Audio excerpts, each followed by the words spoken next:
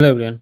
Today in this video we are going to discuss about the most common cause of cyanotic heart disease with oligemic lung and the most common cause of cyanotic heart disease overall in children, that is the tetralogy of Fallot. As we know, the tetralogy of Fallot is the most common cause of cyanotic heart disease in children. So what do you mean by tetralogy of Fallot? Before going to the pathophysiology of tetralogy of Fallot, we are going to discuss 4 MCQs which is asked from Tetralogy of Fallot. First MCQ is the most common congenital cyanotic heart disease in children is Tetralogy of Fallot. The most common cause of oligemic lung with cyanosis is Tetralogy of Fallot. The disease which is mostly associated with Tetralogy of Fallot is mainly Dijor's syndrome or Catch-22 syndrome. Then lastly, the Cohen-Sabot or boot-shaped heart is in chest X-ray found in Tetralogy of Fallot. So as these 4 things define that the tetralogy of Fallot is mostly common in cyanotic heart, most common cyanotic heart disease in children. So now going to the pathophysiology of tetralogy of Fallot. That means what is tetralogy of Fallot? As the name suggests, tetralogy. Tetralogy means 4 things there should be there. So what are the 4 things in tetralogy of Fallot? As this is a normal heart, the heart in a normal heart there is a right ventricular muscle mass is less than the left ventricular muscle mass. But in tetralogy of Fallot, there is a right ventricular hypertrophy. And why there is a right ventricular hypertrophy? It is due to the pulmonary stenosis. That means the pulmonary valve artery is look like this. And in tetralogy of Fallot, first component is pulmonary artery stenosis. That is stenosis of the pulmonary artery. And for that, the heart, normal heart, have to push more pressure, give more pressure to get the blood out from the right ventricle to the normal pulmonary artery. So as there is a pulmonary artery is stenosed or pulmonary valve stenosis is there, so that is for this there is a right ventricular hypertrophy as there is a pressure is more in the right ventricle. So second component is right ventricular hypertrophy.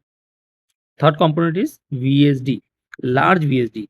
As we know that the interventricular septum is intact in normal heart, but there is a large VSD. There is large VSD. So large VSD and this component of VSD is that much of large that both the two ventricle, that means left and right ventricle, are work like one ventricle. And lastly, the overriding of aorta. That means in normally heart, the aorta rise posteriorly from the and to the right side of the pulmonary artery.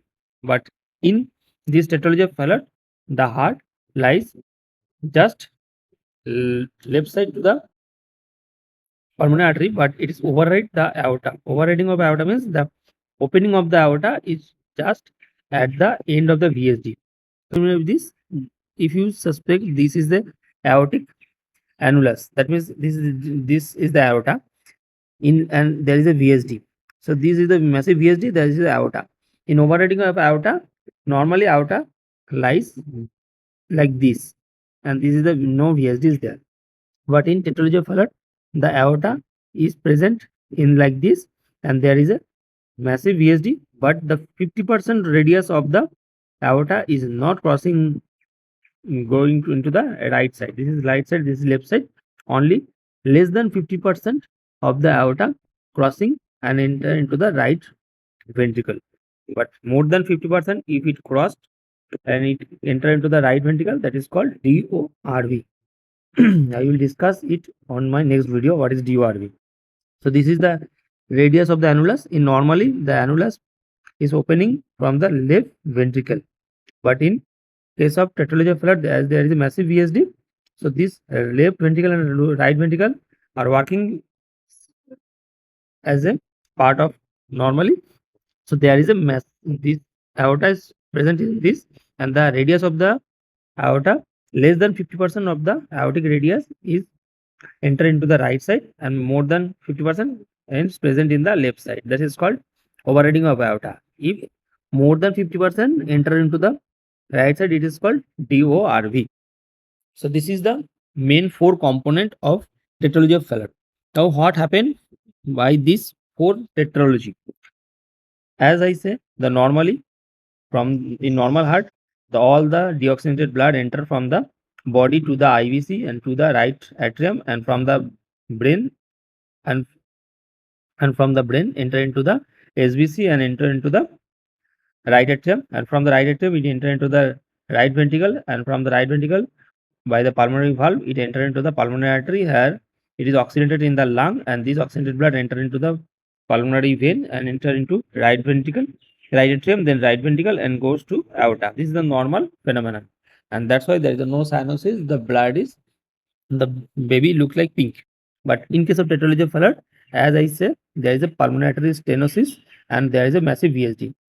So the deoxygenated blood which enter from the body enter into the right atrium and then right ventricle, and from the right ventricle it have to go into the pulmonary artery. But as there is a pulmonary artery stenosis, that means there is a stenosis is there, that means the opening pulmonary artery opening is stenosed, so small amount of blood enter into the pulmonary artery to the lung, and more amount of blood from the right side enter into the left side, left ventricle. Why? Because this, there is a massive VSD, so there is a no resistance, no pressure gradient between this right ventricle and left ventricle, and it act like normally as a single ventricle. So there is a massive right to left shunt. So there is a massive right to left shunt. So deoxygenated blood enter into the left ventricle, and from the left ventricle it enter into the aorta, and out from the aorta it is circulating to the body. So there is a deoxygenated blood is mixed with the oxygenated blood, and small blood, as I say, enter into the lung, it is oxygenated and enter into the right left atrium, from the left atrium to left ventricle, and there is a mixing. So mixing is occur in the left ventricle, and this mixing blood enter into the body, causing cyanosis of the child. And this cyanosis is depend upon the pulmonary arterial stenosis. So this cyanosis is depend upon the pulmonary arterial stenosis. That means pulmonary valve stenosis. If the stenosis is less, there is a so small amount of blood enter, so massive amount of blood enter into the lung, causing small cyanosis. But if the stenosis is much more, or if there is a ectasia, then there is a small blood enter into the lung causing high cyanosis. So this is depend upon the pulmonary stenosis. So by this, it is tetralogy of Fallot is divided into two types. One is pink Fallot and one is blue Fallot. That means one is acyanotic top and one other is cyanotic top. So this is the acyanotic top and this is cyanotic top. As I said, this cyanotic and acyanotic top is depend upon the grade of pulmonary stenosis. In acyanotic stop, the VSD is massive. So VSD is massive in every part. So as in acyanotic stop, there is a small pulmonary stenosis. So pulmonary stenosis is less.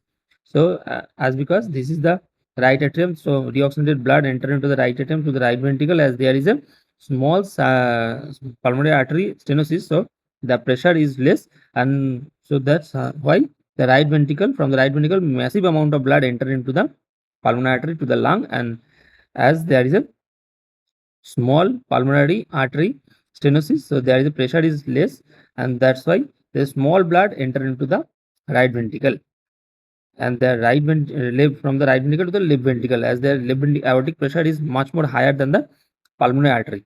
So small right to left shunt is happening here, and that's why more amount of blood as enter into the lung, it is get oxygenated, and oxygenated blood enter into the left ventricle. So small, as there is a small mixing, there is a small cyanosis. So this patient is like a pink top, and the child is present normally with us. There may be a cyanotic episode, cyanosis during crying or during exercise, or the child may having cyanosis in the adulthood. But in case of cyanotic top, as I said, this is depend upon the pulmonary stenosis, as there is severe stenosis, and that's why severe stenosis, the right pulmonary artery pressure getting increased, and this pulmonary arterial pressure gets increased, and the right ventricle pressure is also getting increased. As the rise in small amount of blood can enter into the pulmonary artery by this, and massive amount of blood get mixed into the left ventricle, get enter into the left ventricle, and the small amount of blood enter into the lung, so small amount of blood gets oxygenated, and this small oxygenated blood enter into the left ventricle, and from this is aorta, and the child present with cyanosis since birth or after few days of birth.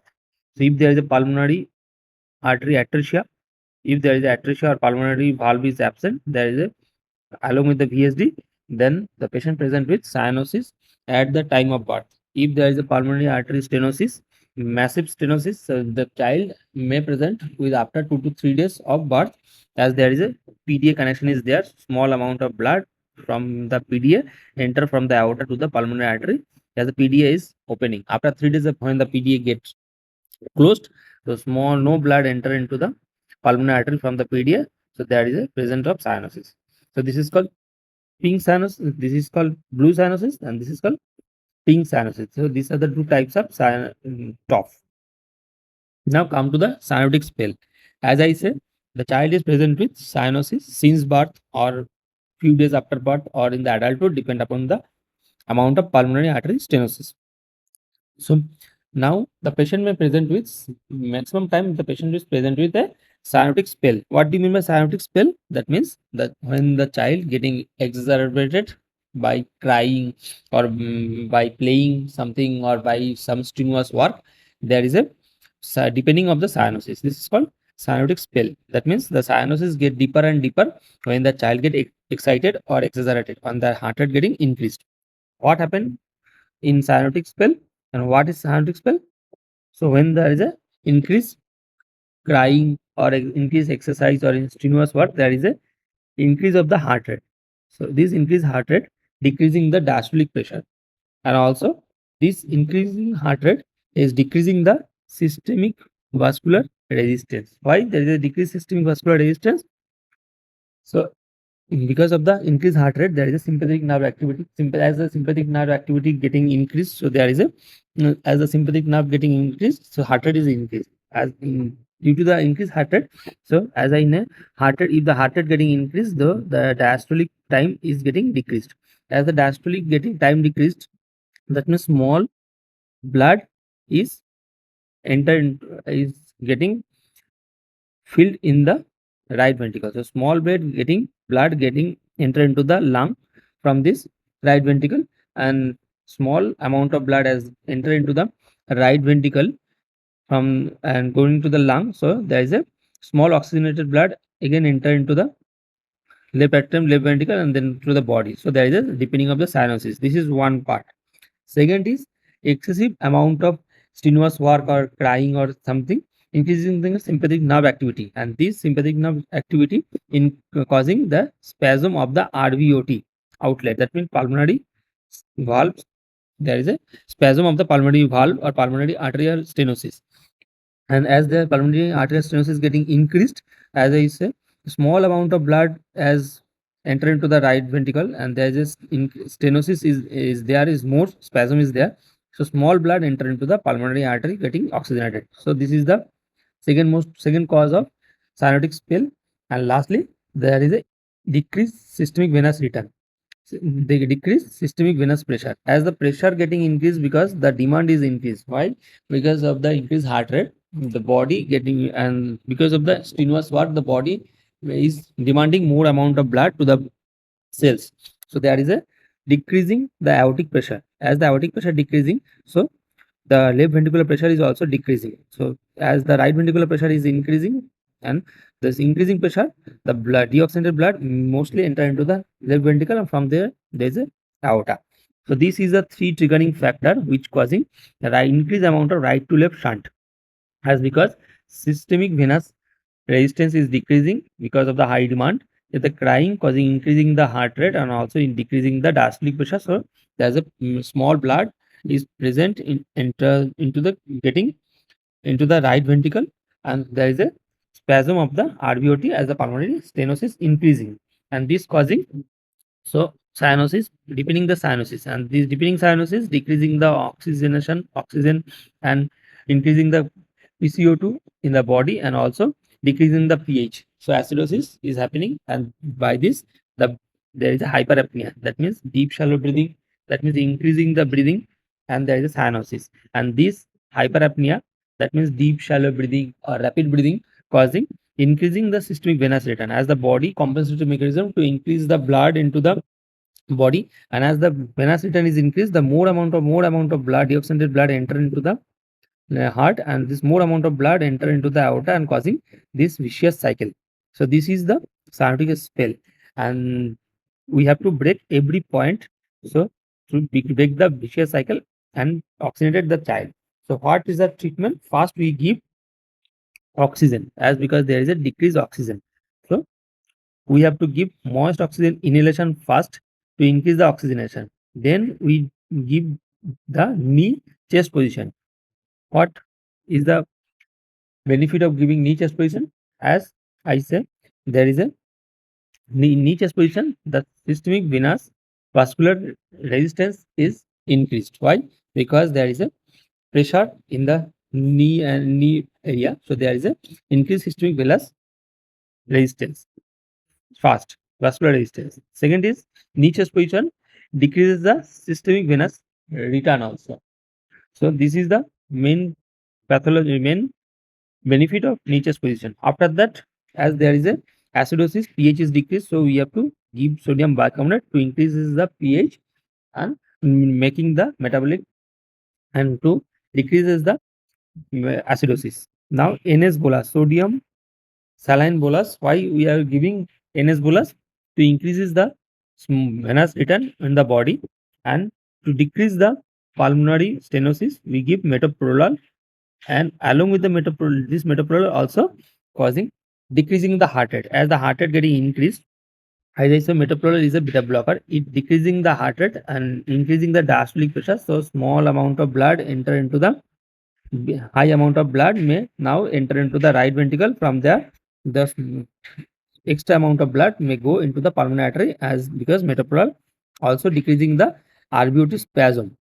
Now we have to calm the child by giving morphine or sedative, ketamine. Why? Because as the child is getting exaggerated or excited or crying, so this increasing the systemic, as I say, uh, this increasing the parasympathetic nerve, as I say. So in decreasing the heart rate, we give metoprolol, and also to calm the child, we give morphine. If the child is not cured by this, so we have to increasing the systemic vascular resistance by giving methoxamine. This is an alpha blocker. So we giving methoxamine.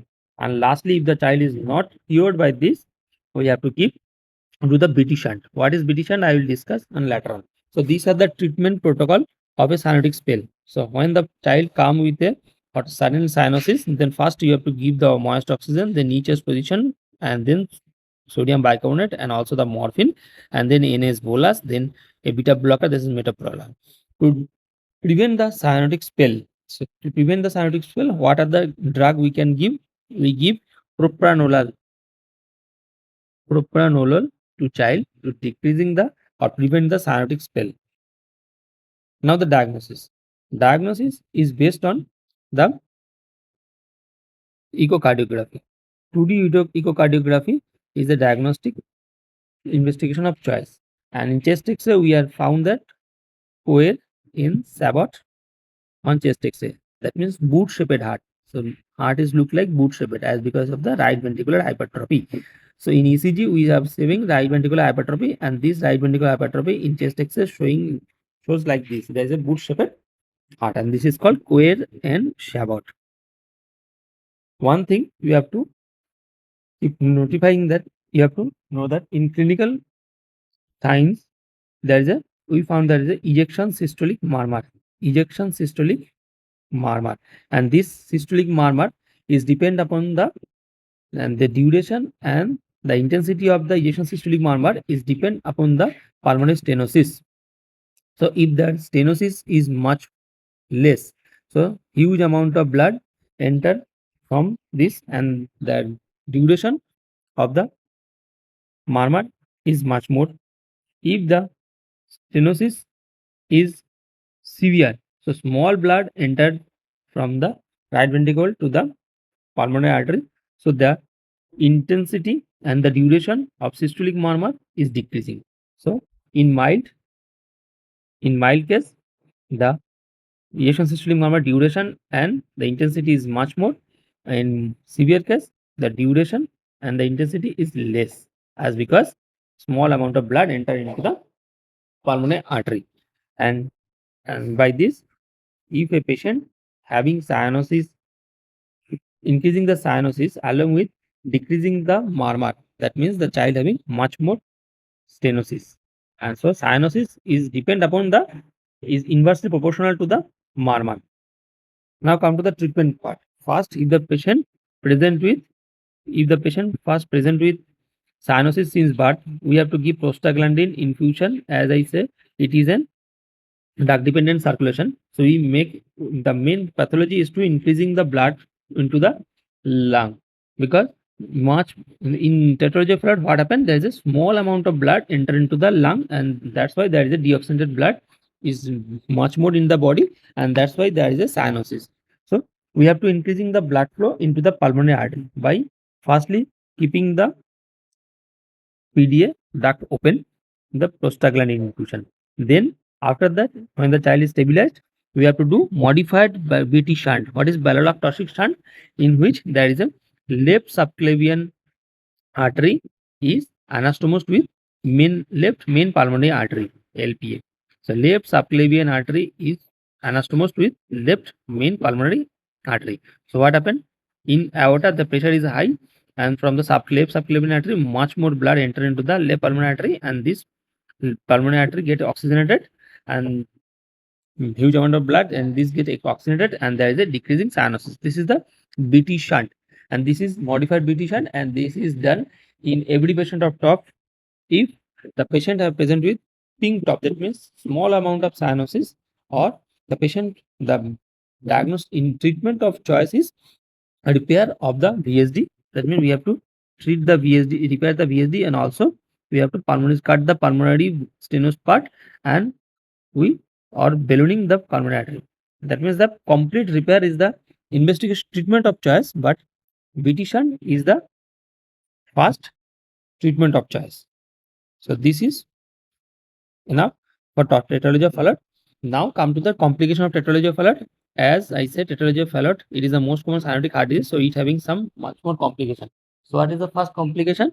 First complication is the patient may present with brain abscess. The patient may present with polycythemia, and this polycythemia causing thrombosis, and cerebral thrombosis stroke may be happen, or the child may having, as there is a large VSD and pulmonary stenosis is there, there may be a patient may present with endocarditis. So these are the complication may present. So any patient present with tetralogy of Fallot patient may present with some headache or some fever with headache or vomiting, then think about some cerebral abscess or ischemia. So these three complications you have to keep in mind. First is endocarditis, second is brain abscess, third is ischemia due to the thrombosis. So any tetralogy of Fallot patient present with convulsion without any fever, think about stroke.